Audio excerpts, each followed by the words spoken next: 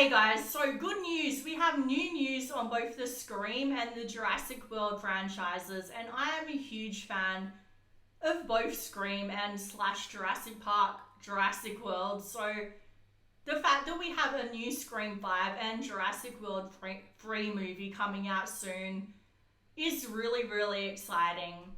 So welcome to my channel. If you're new or returning, my name is Carissa.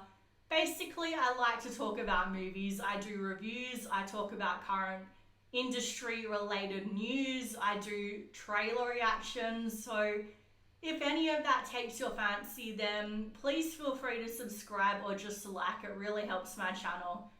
So anyway, let's get straight into it. So if you're not interested in hearing about Scream, I'll leave a timestamp down below for you to skip to all of my dinosaur talk. So anyway, we had some new Scream posters released this week. So in this first one, I just wanted to show it to you because I thought it was such a great poster.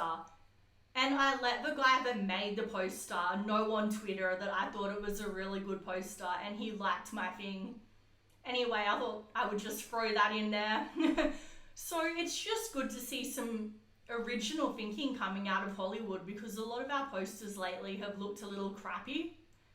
You know, when you see a really good poster these days, it really makes the movie stand out to you.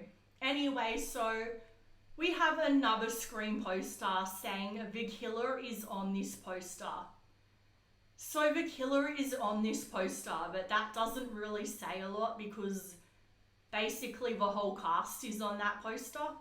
But anyway, you know, my personal theory is that it's going to be sort of like a next generation thing where Stu or Billy is going to have a secret child, and that secret child is going to have some serious daddy issues to work through, and they're going to work through their daddy issues by trying to kill everybody, because let's face it, the Scream franchise has always been about the relationship between parents and their kids, you know, with both Sydney and Billy. You know, their actions in so many ways were a reflection of their parents, and I could really see them carrying that theme on with the next generation.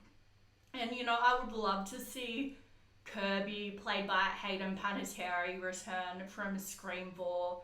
She was such a great character, and Wes Craven actually wanted her to come back.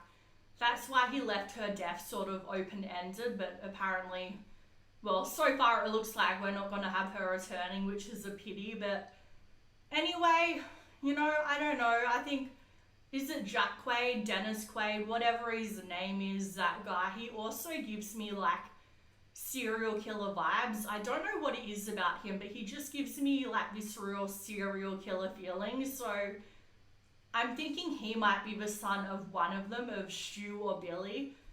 But yeah, let me know down below if you have theories about who the killer is. I would really like to know.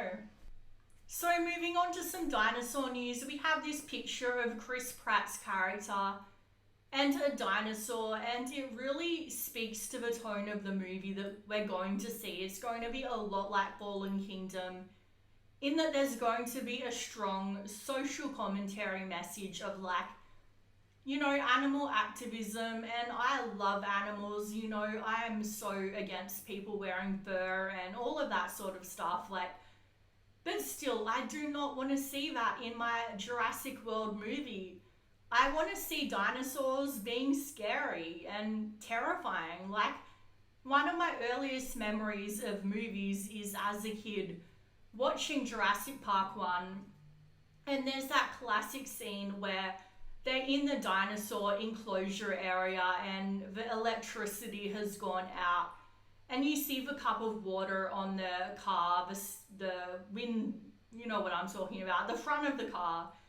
And you see the water start to shake, and you feel the ground trembling, or I shouldn't say feel because you're not in the movie, but you hear the dinosaur approaching and you see the glass of water start to shake, and it terrified me as a kid. And obviously as an adult, it didn't really scare me the same way, but it still is a moment where, even to this day, even though I've seen Jurassic Park like 20 million times, that scene still makes me tense and anxious. And I haven't had that in any of the Jurassic World movies. Like, Jurassic World 1 was okay. I didn't love it, I didn't hate it. But Fallen Kingdom, I felt like it was leaning so much into the social commentary on like the black market dinosaur trade.